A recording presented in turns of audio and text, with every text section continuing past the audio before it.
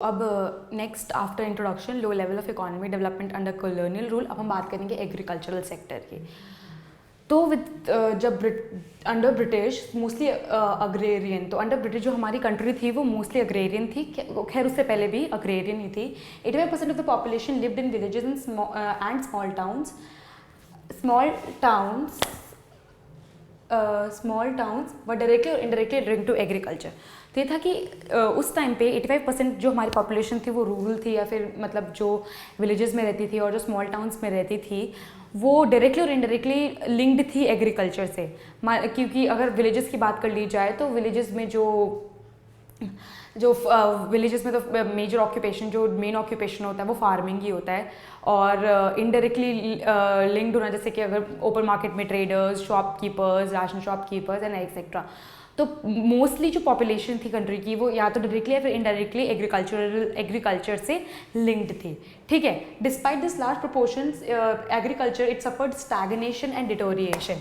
तो हम इतना मेजर पार्ट ऑफ द जो पॉपुलेशन था वो सारा का सारा अगर एग्रीकल्चर में ही डिवोटेड है, तो what could be the reason कि वो हमारी जो एग्रीकल्चरल कंडीशन थी वो स्टैगनेंट एंड डिटोरिएशन के पाथ पे ही थी। मतलब कि स्टैगनेंट का इसका स्टैगनेंट का मतलब कि जो ग्रोथ थी या जो कंडीशन थी, जो सिचुएशन थी इंडियन एग्रीकल्चरल सेक्टर की, ना वो प्रोग्रेस पे तो नहीं थी, और डिटोरिएट मतलब उसकी जो प्रोग्रेस थी वो घट ही रही थी। तो उसका रीज़न क्या हो सकता है? ऑल्सो तो वो हम देखेंगे अभी। और एग्रीकल्चर प्रोडक्टिविटी वो भी डिक्लाइन कर गई हमारी प्रोडक्टिविटी भी। लेकिन अगर हम उसमें देखा कुछ थोड़ी सी ग्रोथ भी दिखी due to expansion of cultivable lands, कि जैसे जैसे लैंड्स बढ़ी और तो फार्मर्स के पास और लैंड ओनर्स के पास काफ़ी मतलब जैसे जैसे लैंड्स उनको मिलती है या फॉरेस्ट हटा के किसी भी रीज़न से जो लैंड्स बढ़ी उस कारण थोड़ी सी प्रोडक्टिविटी बढ़ी थी। लेकिन ऑन द होल जो एग्रीकल्चरल सेक्टर का जो ग्रोथ थी वो स्टैग्नेटेड और डिटोरिएटेड थे। वो क्यों? तो उसका एक रीज़न जो है हमारी टेक्स्ट बुक्स में लैंड सेटलमेंट्स दे रखा है। लैंड सेटलमेंट्स ये होते हैं कि लैंड्स का एक तरीके से रिकॉर्ड बुक रखने के लिए लैंड सेटलमेंट्स होते हैं। तो उसमें से एक जो सेटलमेंट है जो हमारी बुक में दे रखा है वो है ज़मींदारी। वैसे सेटलमेंट्स ब्रिटिश गवर्नमेंट में है, उससे पहले भी बहुत होते थे, रियोटवारी सिस्टम, ज़मींदारी सिस्टम, महलवाड़ी सिस्टम। तो ये सारे सिस्टम्स थे, उनमें से एक का एग्जाम्पल ज़मींदारी सिस्टम दे रखा है। ज़मींदारी सिस्टम का मतलब ये होता है कि जो मेजर लैंड जिनके पास एक एरिया के, डिस्ट्रिक्ट के या एक टाउन के बहुत मेजर लैंड्स जिनके अंडर होते हैं उनको ज़मींदार बना दिया जाता है, उनको एक ज़मींदार का टैग दे दिया जाता है। तो वो जो है वो ज़मींदार जो होता है उसके पास काफ़ी लैंड होती है। वो अपनी लैंड पे कल्टीवेट करने के लिए, अपनी लैंड पे क्रॉप्स उगाने के लिए कुछ टाइम पीरियड के लिए वो कल्टीवेटर्स को अपनी लैंड दे देता है, या जो उसकी क्रॉप होती है या स्मॉल स्केल फार्मर्स की जो क्रॉप्स होती है, जो उसका प्रोड्यूस या यील्ड होता है उसके जो रेंट होता है या जो भी रेवेन्यू मिलता है या जो भी क्रॉप होती है वो कल्टीवेटर्स के पास ना रहकर वो ज़मींदारों के पास चली जाती है, क्योंकि वो ज़मींदारों का राइट होता है। तो इसमें ये था कि जो इनिशियली जो था ज़मींदारी सिस्टम जो था वो was implemented in Bengal presidency. जो बंगाल प्रेसिडेंसी सबसे पहले वहाँ से शुरू हुआ ज़मींदारी सिस्टम, बंगाल प्रेसिडेंसी। और तब बंगाल प्रेसिडेंसी था, और अब वो ईस्टर्न स्टेट्स हैं हमारी कंट्री के, तो ये बंगाल प्रेसिडेंसी में अप्लाई हुआ था। Also the profits went to zamindar instead of the cultivators. जो भी प्रॉफिट जनरेट होता था, जो कल्टीवेटर्स जो लैंड पे काम करके, जो मेहनत करके पूरा कल्टीवेशन करते थे, पूरा क्रॉप उगाते थे from the ploughing to harvesting, उनको कोई प्रॉफिट नहीं मिलता था। उनको जो उनकी मेजर सैलरी थी वही मिलती थी, और जो भी प्रॉफिट्स जो भी अर्न होते थे या जितने भी प्रॉफिट्स मिलते थे वो सारे के सारे ज़मींदार्स को मिल जाते थे। Also zamindars were too responsible for the agricultural conditions.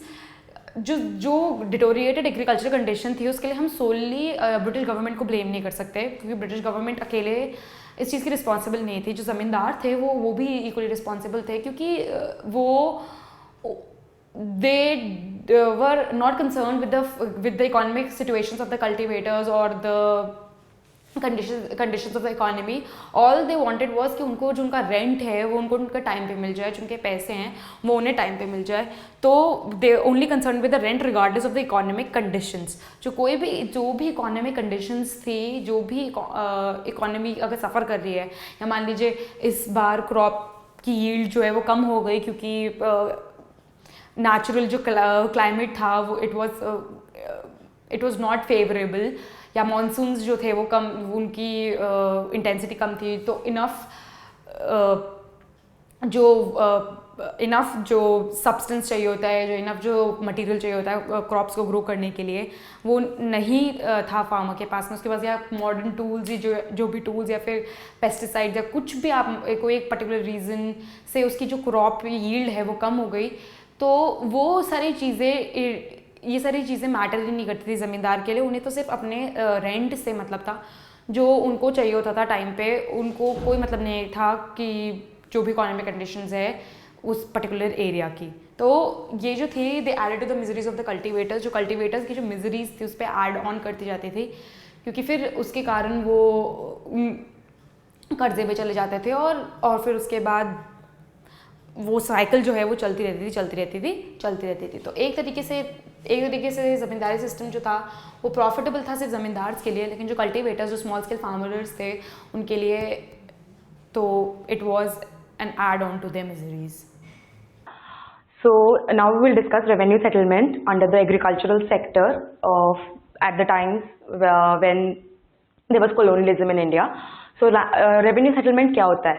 Revenue settlement ये होता है, एक सिस्टम है जिसमें रेवेन्यू जनरेट जो होता है फार्मर्स से, लैंड मतलब जिन्होंने क्रॉप्स उगाए हैं, जो ज़मींदार हैं, जो उन लैंड्स के सुपरवाइजर या आप कह लीजिए रिस्पॉन्सिबल हैं, उन लोगों की रिस्पॉन्सिबिलिटी होती है कि वो रेवेन्यू जो जनरेट हुआ है उसको टाइमली कलेक्ट करें, और जो भी पार्ट है या जो ब्रिटिश गवर्नमेंट के को उनको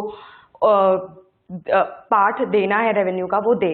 तो रेवेन्यू सेटलमेंट के अंदर जो zamindar they were concern with debts and rents only. So जैसे कि हमने लास्ट टॉपिक जो हमारा लैंड सेटलमेंट्स था उसमें हमने ये देखा कि जो भी इकोनॉमिक कंडीशंस या जो भी एग्रीकल्चरल कंडीशंस है अगर वो फेवर में नहीं है फार्मर्स के, तो ये सारी चीज़ें ज़मींदार को या फिर ब्रिटिश गवर्नमेंट को उनसे कोई फर्क नहीं पड़ता था।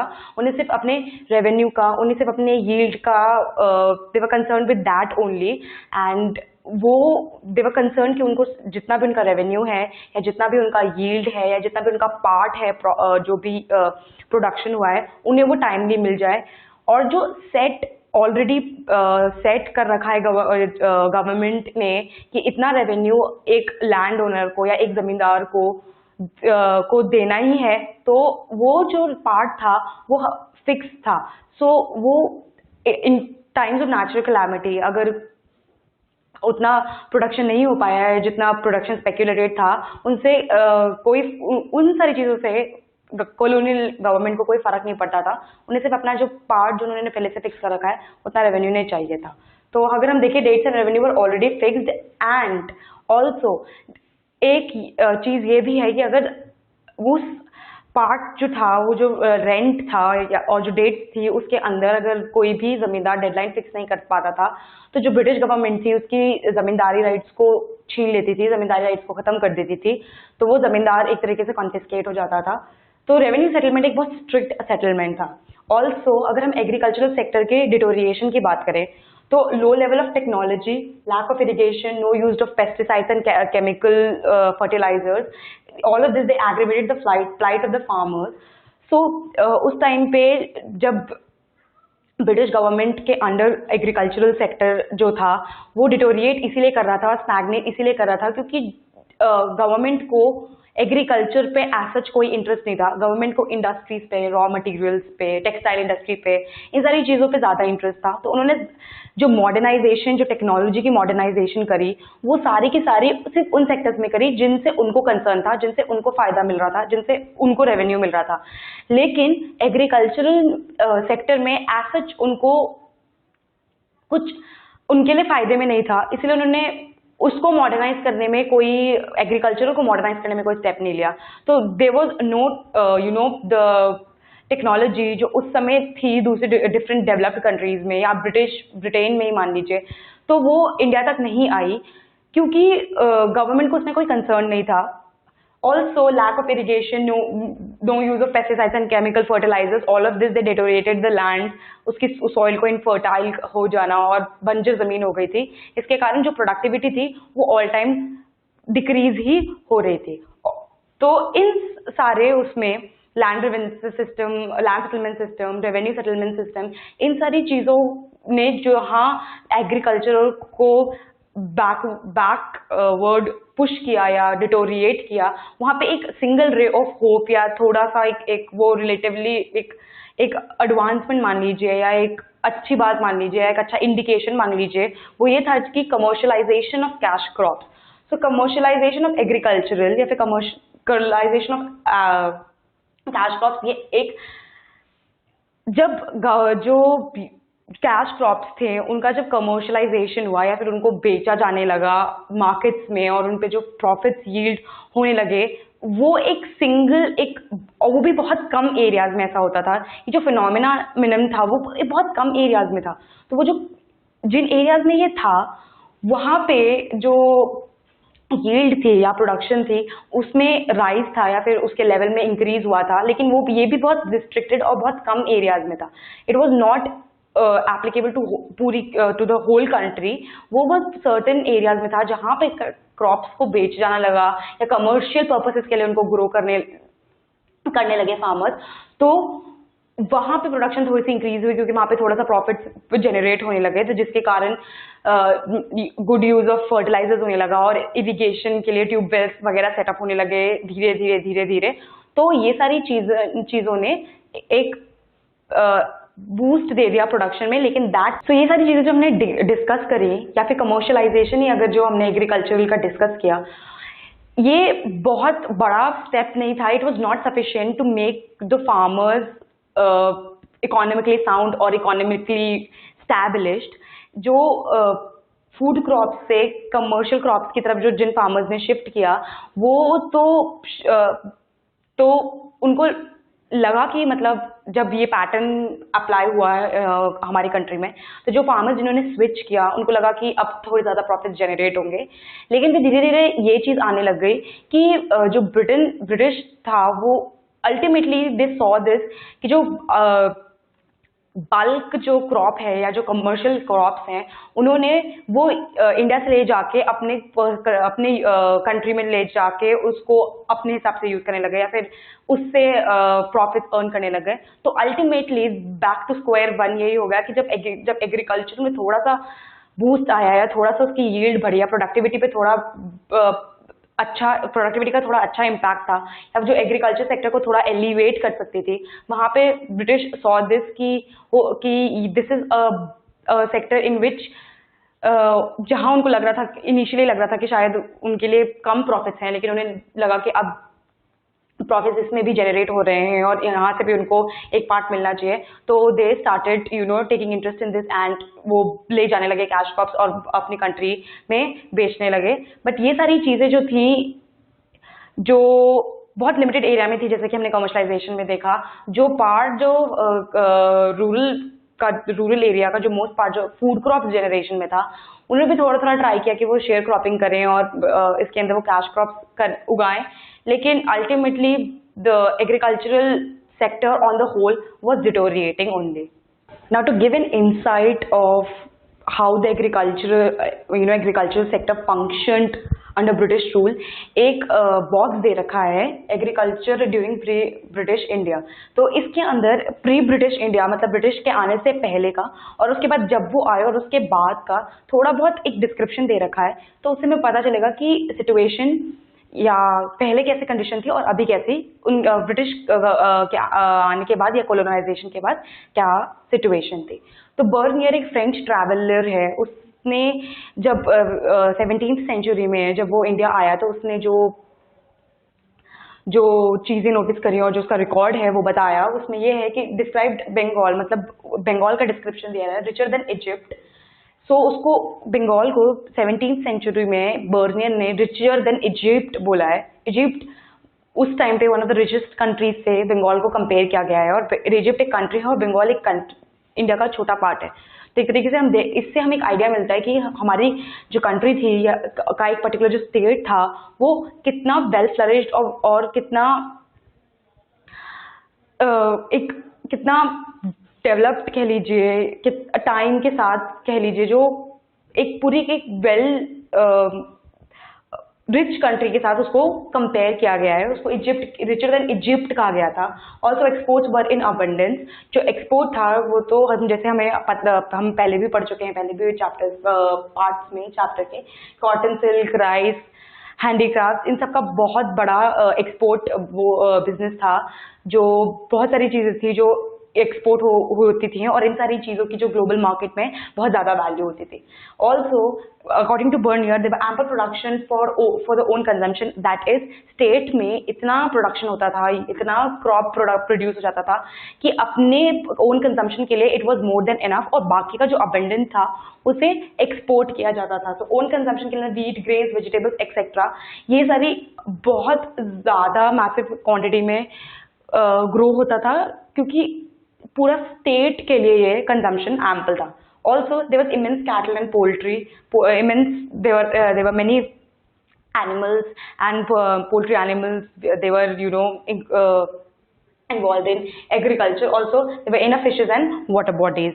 Also after some time cash crops started helping British government too. That is कि जो small farmers थे जो cash crops में पे डाइवर्ट हुए थे, उनको एक कमर्शियल क्रॉप्स ग्रो करने से बहुत फायदा हुआ था, और गवर्नमेंट ने ये नोटिस किया। तो धीरे धीरे वो सिर्फ फार्मर्स तक रिस्ट्रिक्ट नहीं रहकर ब्रिटिश गवर्नमेंट को भी हेल्प करने लगा उनके रेवेन्यू जनरेशन में। Also but this is the main important part, that is there no investments were made in flood control, drainage, sanitation etcetera. तो जो एग्रीकल्चर में जो मेन उस टेक्नोलॉजी को मेंटेन करने, मतलब उस लेवल को मेंटेन करने के लिए जो टेक्नोलॉजी चाहिए, या फिर यील्ड को बढ़ाने के लिए जो स्टेप्स लेने पड़ते हैं, जो इन्वेस्टमेंट्स करनी पड़ती हैं, वो एग्रीकल्चर में उस आफ्टर गवर्नमेंट जब आई उसके बाद there were no investment made in flood control, drainage system था, sanitisation, desalinization of the soils etc. Also landless farmers और 10 फार्मर्स थे, उनके पास इतने रिसोर्सेज नहीं थे कि वो स्विच करने कमर्शियल क्रॉप्स पे। तो जो फार्मर्स जिनके पास लैंड थी एक फिक्स, वो उन्होंने जब डाइवर्ट किया कमर्शियल क्रॉप्स की तरफ, तो उन्हें हेल्प मिली, उन्हें इकोनॉमिकली बहुत एक बूस्ट मिला। लेकिन जो फार्मर्स, जो लैंडलेस फार्मर्स थे, यानी कि जिनके पास फार्म भी नहीं है, वो सिर्फ बिग लैंड ओनर्स के फार्म पे काम करते हैं, फिर टेनेंट्स, जो कि मतलब फॉर टाइम, एक तरीके से लैंडलेस फार्मर्स ही वो लोग जो कुछ टाइम के लिए काम करते हैं अपने लैंड पे, वो उनके पास इतने रिसोर्सेज या इंसेंटिव्स नहीं थे कि वो कमर्शियल क्रॉप्स की तरफ स्विच करें और कमर्शियल क्रॉप्स ग्रो करके थोड़ा ज़्यादा पैसा कमा सकें। तो उनके पास ये इंसेंटिव नहीं था।